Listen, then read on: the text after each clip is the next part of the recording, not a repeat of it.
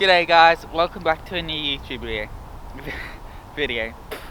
In this video I'm going to be seeing if we can capture acceptable images with a $300 budget. And this water's very cold, so I'm going to continue the intro on land. G'day everyone, hope you're having a fantastic day today. In my previous budget video we used this guy, a 55 to 200mm lens, coupled that with a Nikon D90. In this video, with a $300 budget, we're going to be using a 70 to 300mm lens with a Nikon d5200.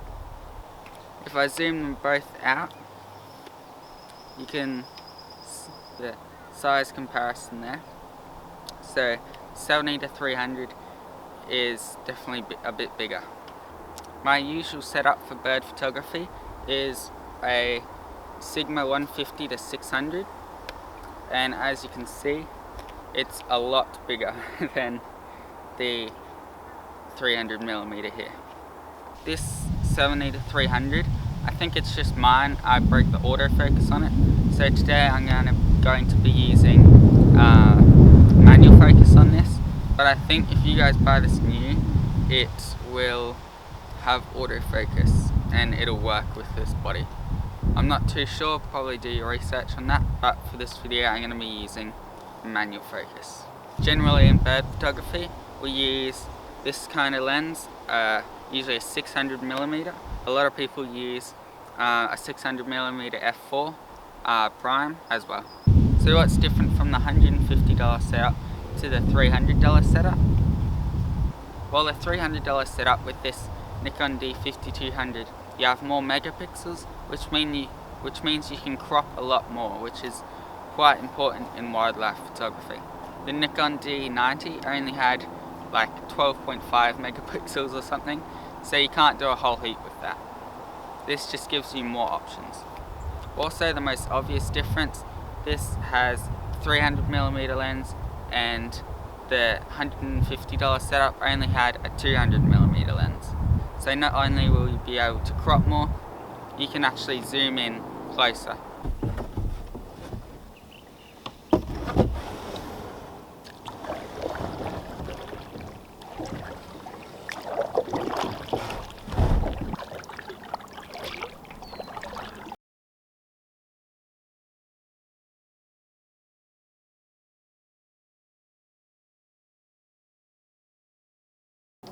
The cormorants are just there, on a log just there, so I'm gonna go around this side to try and maybe get a bit of a golden background.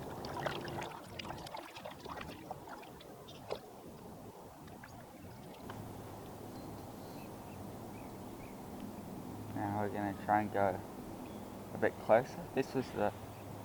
Usually I start with a further away path, and I'll go a bit closer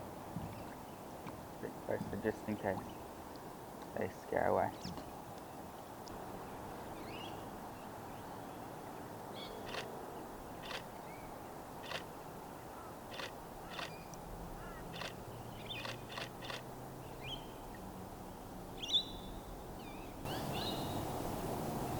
That's what I got.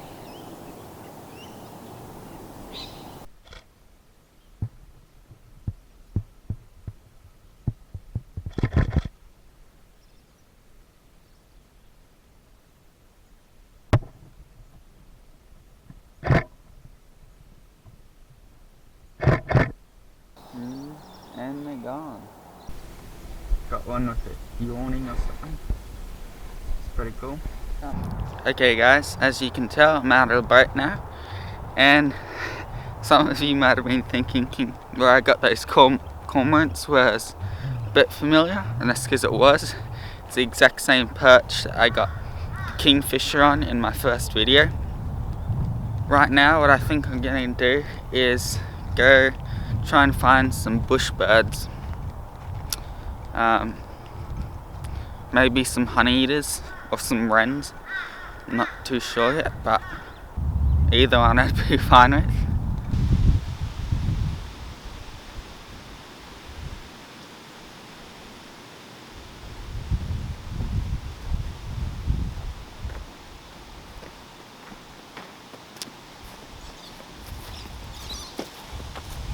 There's some variegated fairy wrens in here.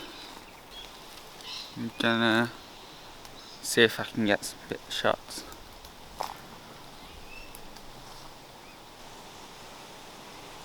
I might just leave you guys here and put the GoPro on.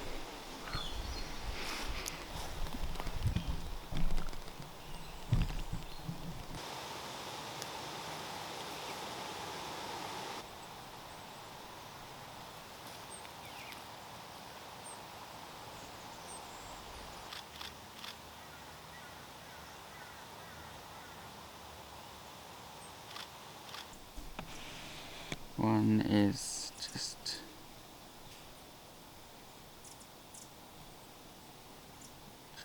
there.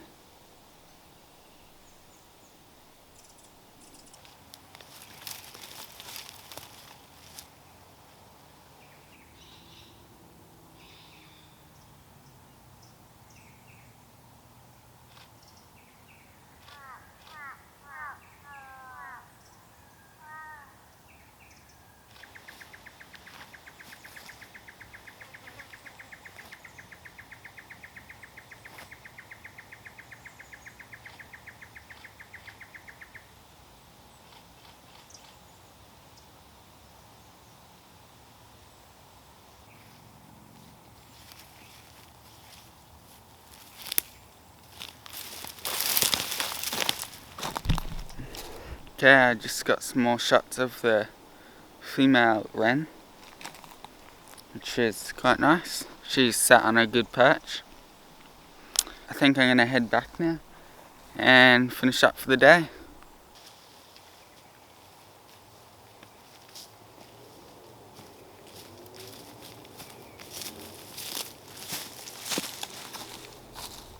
This, guys, is why you should always put your fires out safely after you camp, because the roots underneath, if the roots underneath where you put your fire and they started smouldering, they can smoulder for weeks afterwards. This fire heap right here, you can see it's still smoking.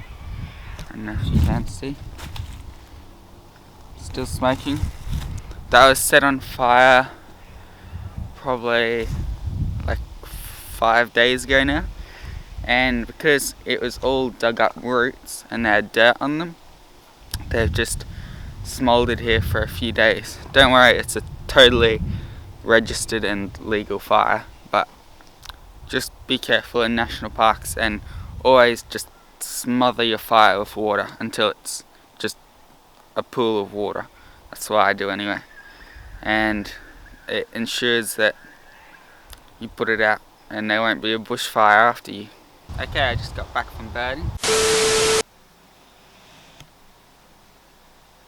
I was actually just editing this video when a dove, I don't know if you can see it, I'll focus. There's a dove outside my window. A spotted turret dove. See if I can get some shots of that. This is the advantage to backyard bird photography.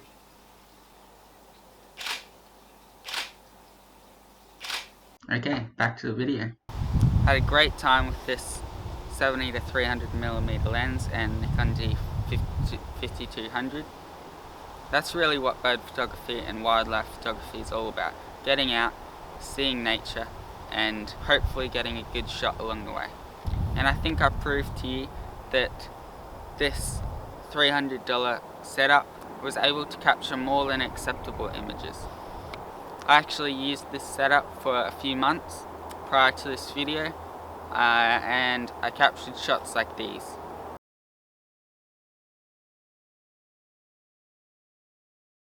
With a 300mm when compared to a 600mm, you do have to be a lot closer to the bird or whatever you're photographing to achieve that nice smooth background. So I find it does result in me missing some shots because I'm trying to get a lot closer to the subject and it flies off. Without a doubt, I would definitely stick with my 600mm, but for people just starting out, a 300mm is perfectly fine, as you saw. When people making a big deal out of big zoom lenses can often scare people away from starting this hobby, as they think you need to invest a whole heap of money to get started. I hope this video series has showed you that to start out, you just don't need the expensive gear. And I also forgot to do the outro in there because it's very cold. So thanks for watching. Don't forget to like and subscribe, and leave a comment down below on any improvements I can make. See ya.